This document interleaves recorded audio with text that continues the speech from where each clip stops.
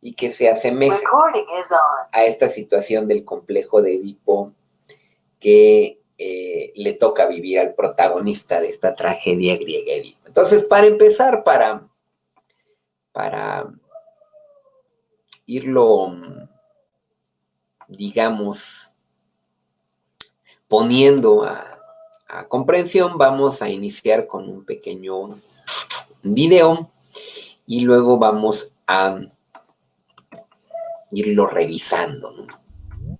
En este video vamos a hablar del complejo de Edipo.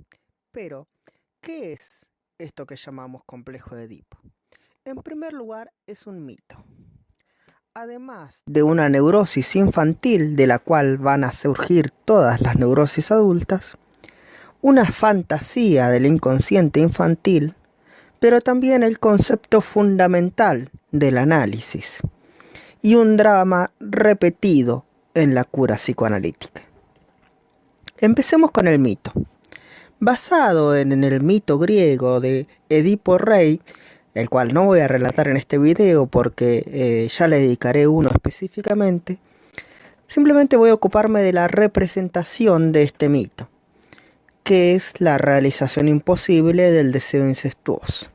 El pasaje generacional entre juventud y vejez, la renovación y la incorporación de los nuevos individuos como miembros valiosos y activos dentro de una sociedad, ahora independientemente de su familia.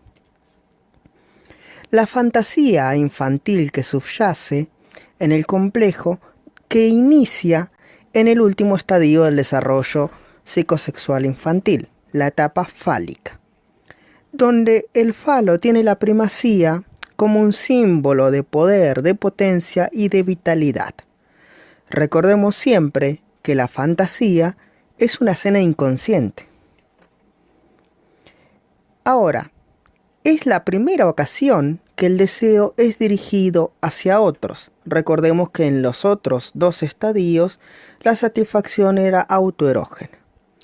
Ahora, el deseo es un deseo de posesión de la madre y de supresión del rival padre. Frente a esta actitud aparece la amenaza de castración más o menos velada.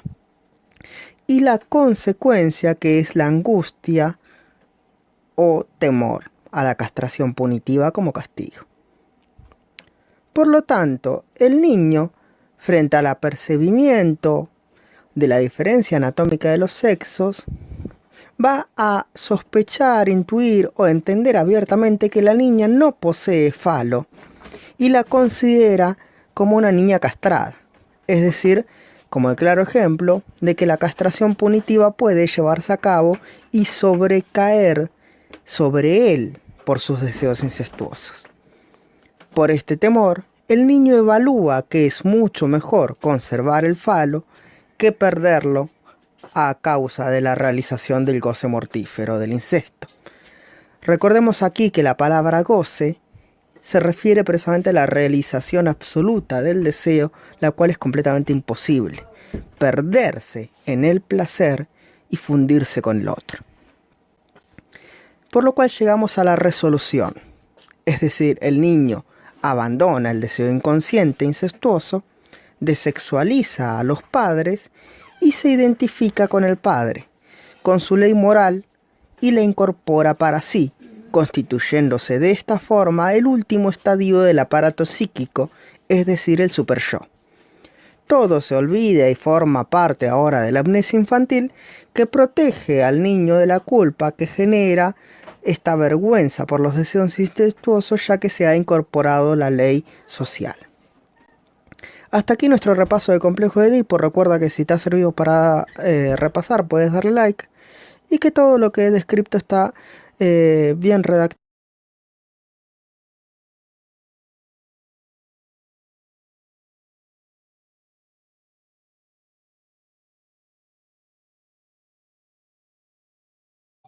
Pues vamos a platicar entonces de este otro, que es el complejo de Edipo. Como ya se menciona en el video, pues aparte del mito, que ahorita igual vamos a dejar pendiente tantito, tiene que ver con esta idea de Freud, de explicar cómo se da la construcción de la estructura de la personalidad, ¿no?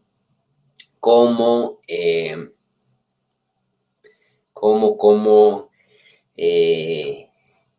hay todo un drama familiar que ocurre en la infancia y que tiene que ver supuestamente con la idea de Freud, de que el infante se enamora, siente deseos sexuales incestuosos hacia su propia madre, ¿no? Es como el primer objeto, la primer figura hacia quien se dirige esta situación, esta, digamos, energía libidinal, ¿no? Que es característica de la psique. Recordemos que para Freud el motor fundamental de la voluntad humana es el deseo sexual. Entonces, en ese sentido, ¿no? Esa etapa que él mismo llama fálica está caracterizada por dos hechos. En primer lugar, porque la zona erógena, ¿se acuerdan? Hemos platicado de las zonas erógenas que van caracterizando a cada una de las etapas, es lo que se conoce como el falo, ¿no? Que sería el pene en el caso de los niños, el clítoris en el caso de las niñas, ¿no? Y que Freud piensa que es esta zona donde se desplaza el interés, donde se desplaza el deseo, donde se desplaza el placer, ¿no? Y no solamente es esto, sino que además el infante, en el caso del niño, empieza a tener fantasías, a tener ideas, a tener juegos. Es normal en esta etapa la masturbación infantil, dice Freud. Él no la ve como algo anormal, sino algo normal de esta etapa. Esto es bastante radical en cuanto a Freud, ¿no? Este pensamiento. En la época de Freud había como un marcado terror a la masturbación infantil. Se pensaba que era muy, muy, muy mal, muy terrible, ¿no? Que tenía así, que era causante de todos los males sabidos y por haber casi en el mundo. Entonces era como muy prohibida la masturbación infantil en la época victoriana, en la época de Freud. De hecho, había médicos que recomendaban tratamientos bastante brutales para los infantes, ¿no? Y de ahí que Freud luego diga que está como esto del complejo de castración, que lo vamos a ir viendo, como forma parte fundamental del proceso de disolución de este deseo edípico, como ya se platicaba también en el video. Entonces, en esta etapa, el infante, niño, experimenta, tiene fantasías respecto a tener relaciones con su propia madre. Claro, ¿no? Estas fantasías y estos deseos masturbatorios se ven obstaculizados por la figura del padre. Freud llega a decir que no solamente se da el enamoramiento de la madre, sino además la envidia del padre, ¿no? Empieza a sentir celos, envidia e incluso llega a decir deseos de muerte hacia el propio padre, ¿no? Piensa que el infante desea que su padre se muera para él quedarse con la madre, volverse el esposo de la madre, en ese sentido, realizar su deseo incestuoso, ¿no? Por eso también le pone el nombre de complejo de Edipo, ¿no? A esta situación, porque pues un poco lo que ocurre en el mito edípico, que él pues mata a su padre y se casa con su madre, ¿no? Edipo. Entonces, esta situación obviamente no se va a realizar hasta la... ¿por qué? Porque la prohibición de incesto, ¿no? Y además pues el infante no es capaz de lograr este deseo que quiere. Pero además, ¿cómo termina el infante como abandonando, podríamos decir, este deseo pulsional? Pues lo hace a través del simple y sencillamente renunciar por miedo. Renuncia por miedo a esta situación, precisamente porque se da cuenta de que le puede pasar esta situación de la castración, ¿no? Se desarrolla toda esta situación del miedo a la castración. ¿Por qué se da esto? Bueno, en la época de Freud era más que común que los padres educadores amenazaran a los niños por la masturbación con cortarles su pene, ¿no? Cortarles su falo, ¿no? Niño, déjate ahí o te lo voy a cortar, ¿no? Eso era como muy común en la época freudiana, esta amenaza de castración. Pero más allá de esta amenaza de castración, Freud piensa que este miedo a perder el miembro se acentúa, se lleva a su extremo una vez que el infante es capaz de ver que las mujeres o ve a alguna mujer y se da cuenta que una mujer desnuda que no tiene pene. Y este no tener pene significa, según Freud, el significado que le atribuye el infante es que se lo han cortado, se lo han quitado, ¿no? Entonces el niño acrecenta estos temores y a partir de ese miedo a perder su miembro, reprime estos deseos sexuales hacia la madre, hacia la figura materna. Y reprimir significa que desaparecen literalmente. Recordemos el mecanismo de represión, que es el primero que Freud comienza a estudiar en sus pacientes histriónicas, histéricas, es precisamente el que la persona es incapaz de reconocer, de percibir este deseo, ¿no? Se niega, desaparece, se borra de la conciencia, se olvida, podríamos decir, como resultado de esta pauta represiva, dice Freud. Y entonces una vez que se reprime este deseo, la energía, porque recordemos que el modelo de Freud es un modelo energético, es un modelo hidráulico, decíamos, como de vapor, o sea, esta energía que está asociada al deseo libidinal por la madre no desaparece, ¿verdad? Se queda ahí, se transforma más bien esta energía en la energía que va a ser necesaria para la existencia de esta estructura psíquica que es el superyo, ¿no? Recordemos que en el modelo estructural Freud cambia de inconsciente, consciente y preconsciente a yo, ello, superyo, y que como resultado de esto, de este yo, ello, superyo, hay como esa posibilidad de entender mejor el funcionamiento de la psique, ¿no? De decir, en el yo y en el superyo hay partes conscientes e inconscientes, pero además el superyo se forma como resultado de la disolución del complejo de Edipo. Se logra precisamente porque es posible desviar esta energía y esa energía se convierte en la base para el desarrollo del superyo. ¿Qué es el superyo? Pues todo este conjunto de normas, de prohibiciones, de reglas de conducta, de entre las cuales la primera regla va a ser, según Freud, pues el no desearás a tu madre, podríamos decir, ¿no? Es el abandonar el deseo incestuoso, sería la primera, digamos, regla que constituye la base del superyo. De ahí muchísimas más que se van a ir anexando, pero que precisamente esta castración, digamos, va a ser como la base para entender cómo se da este proceso de soltar el deseo edípico y convertirlo luego en una pauta moral. Además pasa otra cosa, el infante también va a generar un proceso de identificación con el padre, ¿no? Precisamente para conjurar un poco el miedo a esta castración, el infante va a decir, mejor, si no puedes con el enemigo, únetele, ¿no? O sea, el padre tiene todas las cartas, ¿no? Y en una de esas ya vi que sí es cierto esto de la castración, ya vi que sí es cierto, ¿no? Sí, sí me lo van a cortar si sigo con estas cosas, porque ya vi que a mi mamá o a las mujeres se lo cortaron, entonces no sea la de malas, mejor abandono esto, lo reprimo y trato de identificarme ahora con el padre, trato de parecerme a él. También es importante la disolución del complejo de Edipo porque genera esta parte de poder identificarme con las figuras masculinas y entonces desarrollar esta pauta del cómo se comporta o cómo se es un hombre, ¿no?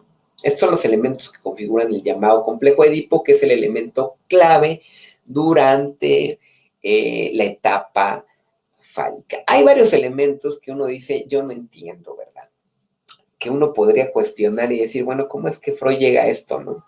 Porque hay varias cosas que hacen aguas en esa teoría, sobre todo si la vemos un poco en el contexto actual. La primera cosa que salta a la vista es, ¿cómo es eso de que un niño no ha visto a una mujer desnuda o a una niña desnuda? Bueno, en la época de Freud, el desnudo estaba completamente prohibido, lo platicábamos, ¿no? En alguna clase, cómo era la vestimenta victoriana, ¿no? Desde pies hasta cabeza, y por supuesto para los niños esto no era la excepción. Entonces era muy difícil que un infante tuviera acceso a ver desnudo a un hombre o una mujer. Una cultura más abierta, si el niño tiene la posibilidad de ver cuerpos desnudos desde que es pequeño, desde que nace, pues entonces esta idea de que, ay, las mujeres no tienen pene va a ser, pues desde entrada clara, ¿no? De pequeño, no va a haber esa duda, ¿no? No va a haber esa situación de castración, porque además en una cultura más abierta, si en algún punto el niño pregunta, ¿y por qué no tienes pene? Pues es porque tienes vagina, todas las mujeres tienen vagina y todos los niños tienen pene. Así de simple, ¿no? Si no hay ocultamiento, no hay posibilidad de este miedo a la castración que Freud plantea. Ya desde ahí la teoría hace aguas, porque él dice esto es universal. Y uno dice, no, no es universal, es victoriano lo que estás planteando. Y por el otro lado, esto de la castración, la amenaza de castración era propia de la cultura victoriana, propia del tiempo histórico que le tocó vivir a Freud. Precisamente una de las consecuencias de Freud es que esta aceptación de la sexualidad infantil ha llevado a los modernos educadores, sobre todo a sexólogos contemporáneos, a decir, la masturbación infantil no es mala, es una etapa normal, saludable del proceso, no tenemos por qué amenazar a nuestros hijos porque se masturben, hay que verlo como una etapa y decir, pues es tu cuerpo, está bien, sientes placer y ya sabemos que va a pasar esa etapa, ¿no?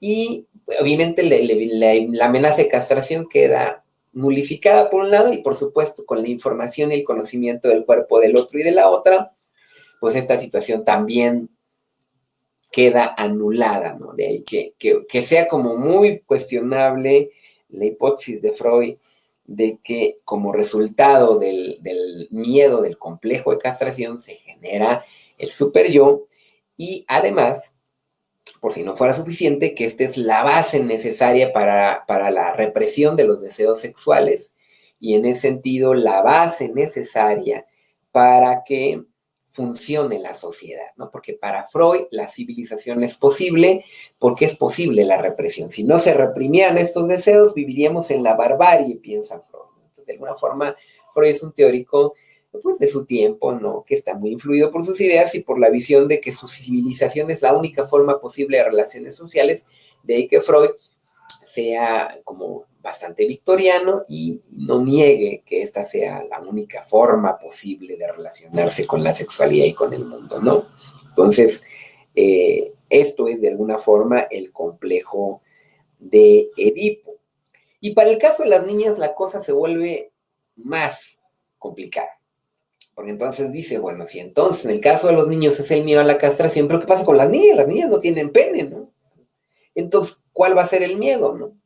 La verdad es que la explicación es bastante más endeble en el caso de las niñas. Nunca es del todo satisfactoria y de alguna forma es una explicación que termina también argumentando a favor de la idea de que las mujeres son constitucionalmente inferiores que el hombre, son más débiles, son más vulnerables y que tienden más a la neurosis. Esa es la explicación que de hecho Freud va a dar, el por qué tiene un mayor número de pacientes mujeres que hombres, porque hay más mujeres histéricas que hombres histéricos y hay más mujeres neuróticas que hombres neuróticos, según Freud.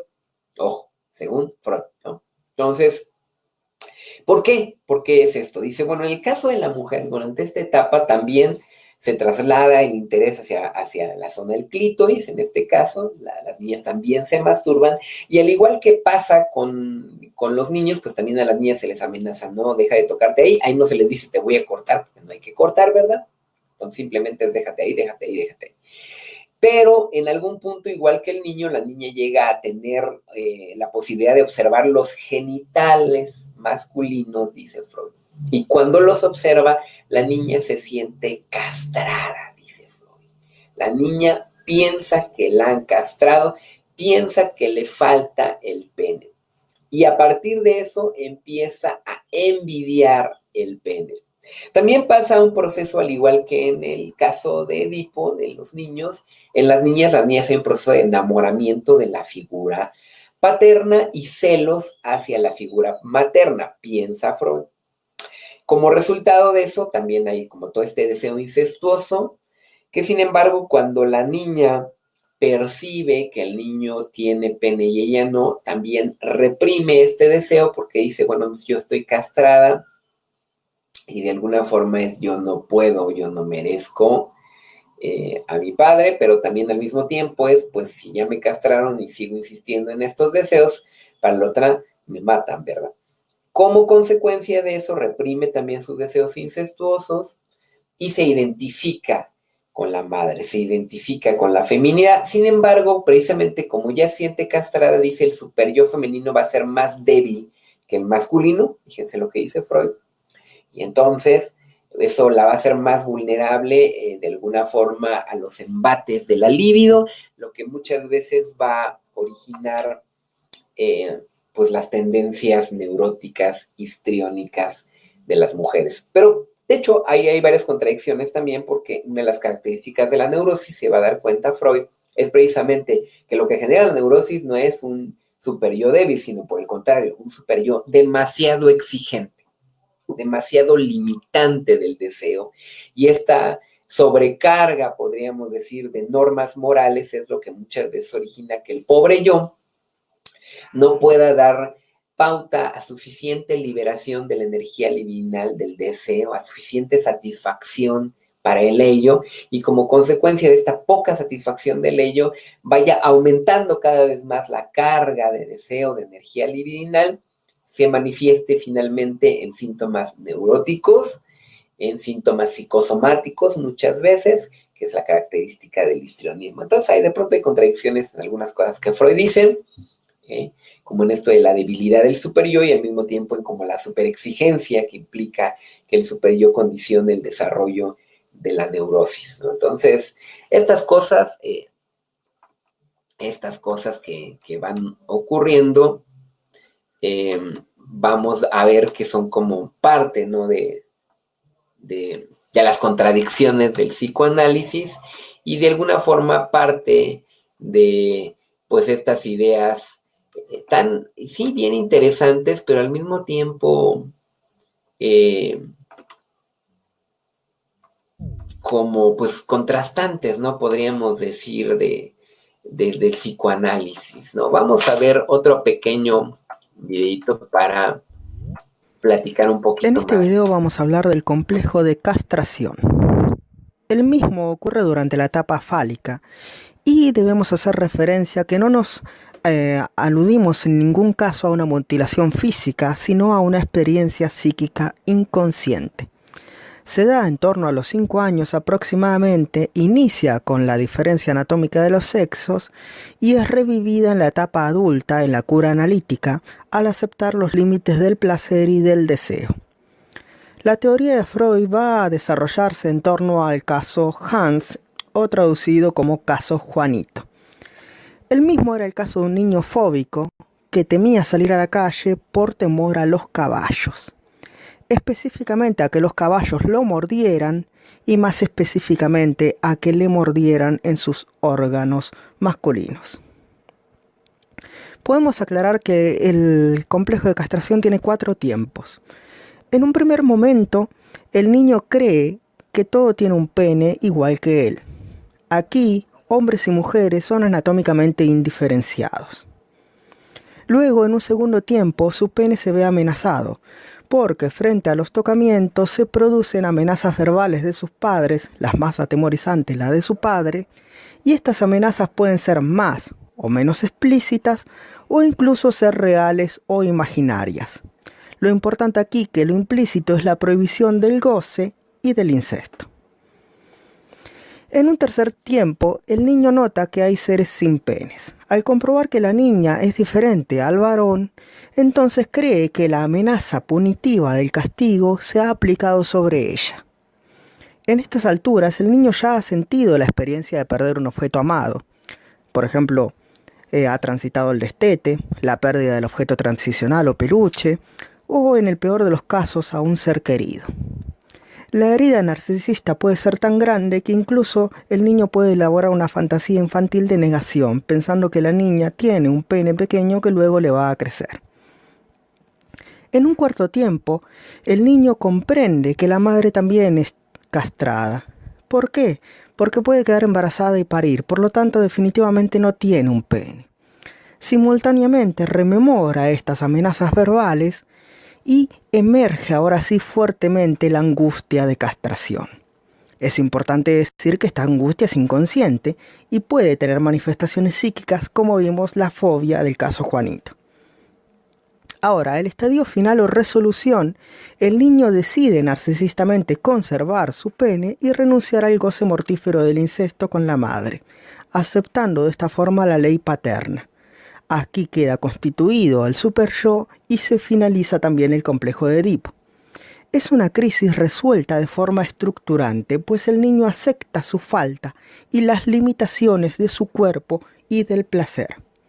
Hasta aquí nuestro repaso por el complejo de castración de Sigmund Freud. Recuerda que si te ha servido para repasar puedes darle like y que todo lo que he planteado está... Bueno, pues esto es lo que sería precisamente esto del complejo de castración del que Freud habla, ¿no? Entonces, no sé, ¿qué les parece? ¿Dudas, preguntas que les esté generando esta postura freudiana, esta idea freudiana, chicas?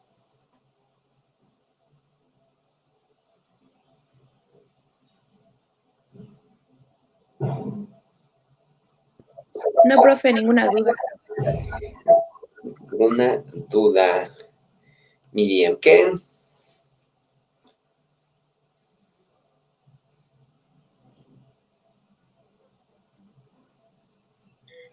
Ninguna duda, profe. Ok. Bueno, entonces decíamos que hay varias cuestiones, ¿no? Que son cuestionables ahí en el señor Freud. Y es, en primer lugar, esto que decíamos, ¿no? Que para que esta idea sea posible, sería solamente factible en una sociedad como la freudiana victoriana, donde el desnudo es completamente prohibido, donde el infante no puede ver antes los genitales de otras personas y que entonces es posible esta fantasía narcisista del que él habla de imaginar que todos tienen pene, porque si el niño desde pequeño ve cuerpos desnudos, se da cuenta que pues, no todo el mundo tiene pene, pues esta fantasía carece totalmente de fundamento, ¿no? Ya desde ahí, pues ese complejo de castración ya no funcionaría. Eso, ¿no? Bueno, pero según Freud, esto es como lo típico y como resultado, dice, de esta represión, de esto, lo que veíamos, ¿no? Aquí vemos los trajes victorianos precisamente para entender esta parte, ¿no? Va a inaugurarse la etapa de latencia, que más o menos es de los 5 y medio, 6, hacia los 12 años el individuo, pero que más bien tiene que ver, más que los 12, con el inicio de la pubertad. Dice, el niño abandona el interés de los genitales, reprime el complejo edípico o de Electra. La atención se centra en las relaciones interpersonales y en el desarrollo de las capacidades, digamos, pues del infante durante la escuela. Según Freud, durante la etapa de latencia, niños y niñas pierden totalmente el interés en lo sexual, en lo genital, como resultado de la represión que se vivió como resultado del miedo a la castración, del complejo de castración, como él lo llama, como lo veíamos en este breve video. Bueno, obviamente esto también es viable para una sociedad como la victoriana. Un ejemplo bien claro, una sociedad como la nuestra, ustedes lo pueden ver cotidianamente, esto de que los niños y niñas pierdan el interés sexual no es cierto, ¿no? O sea, lo vemos en la escuela primaria, en la actualidad los niños, las niñas andan jugando a los novios, bueno, ahora también a las novias, ¿no? Y entonces sean relaciones ahí de carácter erótico afectivo, obviamente con un tinte infantil. Durante esta etapa no hay como tal esa supuesta latencia, o sea, como esta extinción. Esto más bien ocurría en la etapa victoriana como resultado de las prohibiciones tan severas, tan férreas, que había en torno a la sexualidad. Claro, es lícito entender que en la época de Freud es comprensible que él pensara que todas las neurosis tienen como fuente un conflicto de naturaleza psicosexual. Y esto es así porque en la época de Freud precisamente el tema de la sexualidad era sumamente oprimida, sumamente castigado, sumamente mal visto el hecho de que la sexualidad fuera abiertamente expresada. Y bueno, no digamos los juegos infantiles que tienen que ver con esta carga sexual erótica, ¿no? Y por ahí les pregunto, les aseguro que muchas de ustedes en la infancia jugaron a este juego de la familia o de los doctores o estas cosas que tenían que ver básicamente con manosearte ahí con tus amiguitos, amiguitas, ¿no? Y muchas veces, incluso en algunas, ver sus genitales y estas cosas, y que era como muy propio y que muchas veces ocurría ya en una edad que correspondía a la etapa de la latencia, ¿no? Es decir, de más de 6 años de edad. Esto, de alguna forma, desmiente completamente el planteamiento freudiano de la etapa de la latencia. Y hoy lo que vemos es una sociedad que incluso ha caído en un extremo de lo victoriano, porque ahora hay una sociedad que incluso llega a erotizar a niños y a niñas, cosa que tampoco es como muy saludable, pero que ocurre cotidianamente. Nos damos cuenta que esta etapa de latencia más bien se corresponde con una pauta histórico-social que le tocó vivir a Freud, más que con un criterio universal, como él piensa, ¿no? Pero bueno, según esta idea, Freud piensa que se da una etapa como de adormecimiento de los deseos sexuales y es hasta la llegada a la pubertad con el cambio hormonal y el desarrollo de las características sexuales secundarias que se da una como regresar a esto y él llama la etapa genital a la última etapa. A partir de la pubertad, en esta etapa, el niño, en este caso y el adolescente, tras la superación del complejo de Edipo, orienta su deseo sexual fuera de la familia hacia personas del sexo opuesto y convierte la relación genital reproductora en el objetivo del instinto sexual. Esto es importante. Freud siempre pensó que la homosexualidad como una desviación del objeto sexual, es decir, hay una falla, hay un fracaso en el proceso edípico, precisamente piensa que en la etapa fálica es donde se da una situación de lo que él llama la inversión del objeto sexual, es decir, que por alguna cuestión de carencia de figura paterna puede haber una situación de homosexualidad, según Freud. Está causado por esta situación, no acepta nunca la homosexualidad como una orientación normal, sino la ve siempre como una patología, ¿no? Y además, ¿no? Piensa que lo normal en la etapa genital es el placer viene de la relación genital reproductora es el objetivo, según piensa, ¿no? Ojo, genital reproductora. Hay 2 criterios, pene-vagina y con una función de tener hijos. Y esto es algo también muy cuestionable. Sabemos más bien con toda claridad que los seres humanos, la sexualidad y la reproductividad no están indisociados, ¿no? Es decir, no es una cuestión que la sexualidad sea reproductiva en los seres humanos, no lo es. La sexualidad en los seres humanos no tiene fines reproductivos exclusivamente. Puede que, pero no siempre, ni todas las veces, ni en todas ocasiones, no tenemos una etapa de celo o estro como otras especies de mamíferos, que si la tuviéramos en ese caso sería entendible que efectivamente la sexualidad tiene fines reproductivos. Nosotros no, somos sexualmente activos realmente toda la vida, desde la infancia y hasta la muerte, y por supuesto la sexualidad no tiene nada más que ver con esta situación pene-vagina que Freud piensa, ¿no? Es que la sexualidad adulta es solamente así, ¿no? Pene-vagina. Pues no, claro que no, ¿no? La mirada que Freud tiene de la sexualidad humana, aunque pareciera muy amplia en un primer momento, termina siendo nuevamente muy empobrecedora porque limita mucho pues, la posibilidad del goce simplemente a esta cuestión meramente genital. Entonces, esta es una parte muy importante de la teoría freudiana, porque además de que es un modelo de desarrollo del ser humano y que según él explica el desarrollo de la psique a través de las diferentes etapas que componen este desarrollo, pues también es un modelo de la sexualidad humana, ¿no? También es un modelo de cuál es la sexualidad, cómo se desarrolla, cuál debe ser la sana.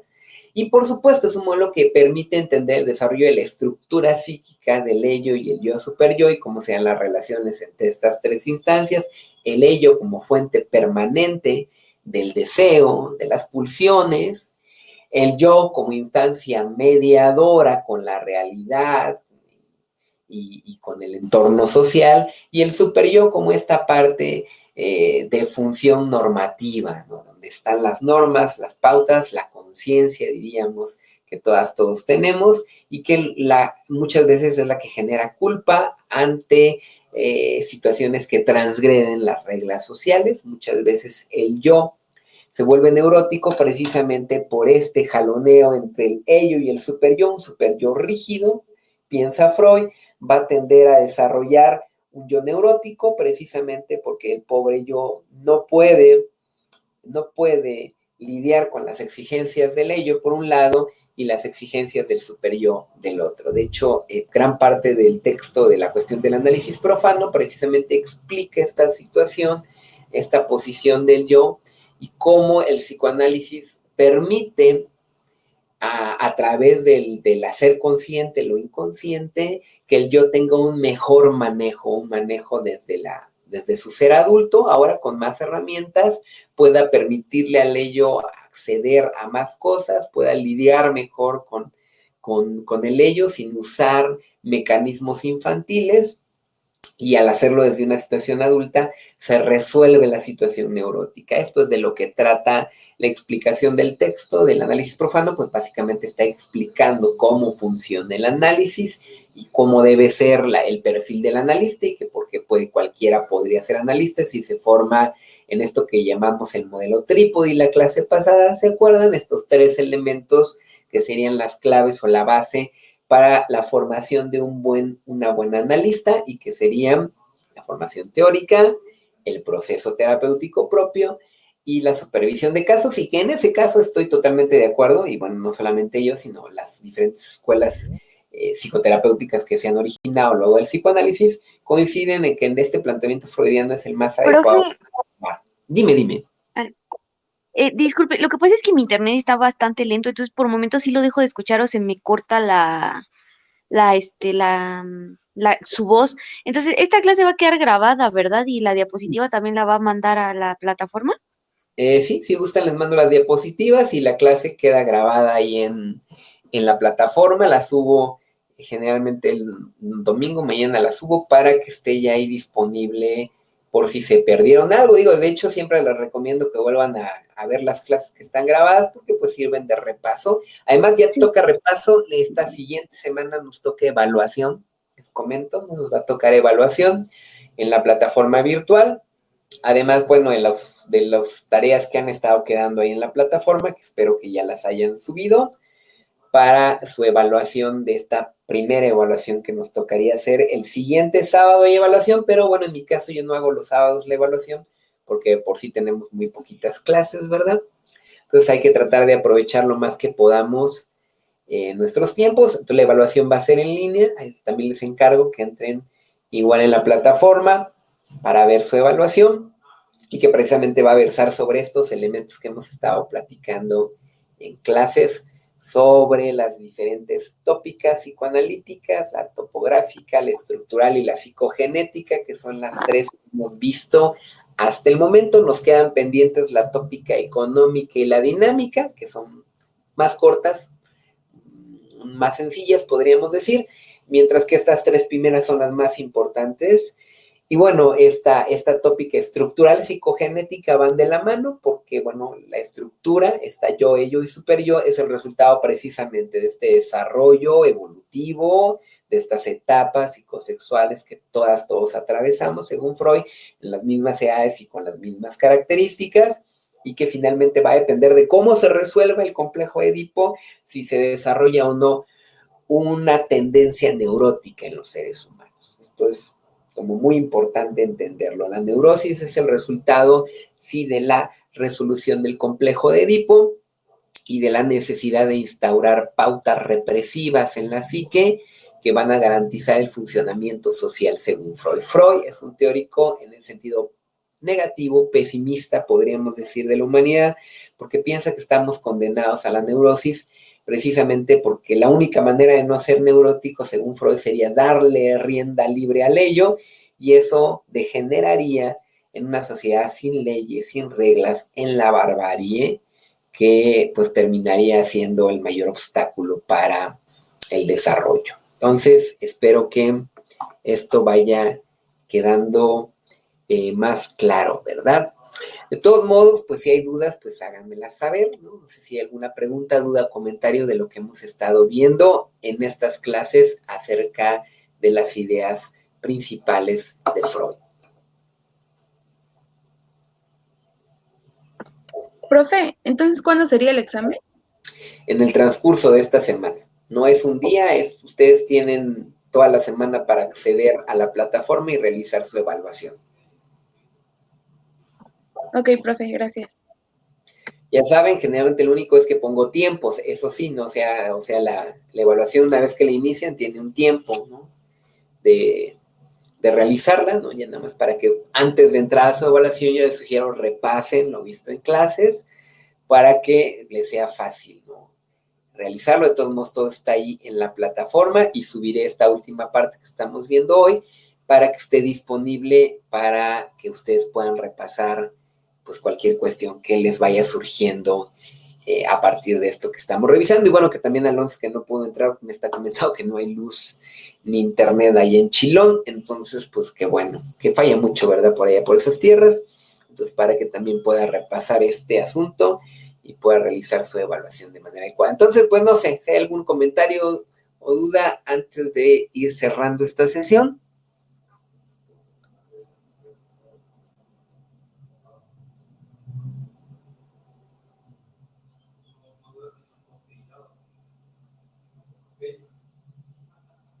Nada que agregar. No, profe. Perfectísimo. Bueno, entonces, pues yo subo su evaluación. Estará disponible a partir del martes. De martes a viernes estará en la plataforma. Tendrán cualquiera de esos 3 días, martes, miércoles, jueves, 4 días, perdón, para realizar la evaluación. Y bueno, ya para que el sábado ya esté realizada, ya nada más les encargo esta parte, ¿no? Que terminen como las tareas, ¿no? La lección de la segunda tópica estructural, por ahí que tiene algunas preguntas, y Freud de primera mano, que es realizar el reporte de lectura, si no lo han hecho aún, de la cuestión del análisis profano, bueno, y de ahí, pues simplemente repasar todo esto que hemos estado viendo en estas clases y en estos primeros elementos, ¿no? Del señor Freud. Entonces, pues, creo que nos vamos a desayunar y nos vemos ahorita en media hora. Espero que ahora sí todo bien. No me delata ni mi internet ni otra cosa. Pues nos vemos ahorita, provechito, no me despido y nos vemos en unos minutos. Ok, profe, gracias igualmente. Muchas gracias, profe. Hasta luego.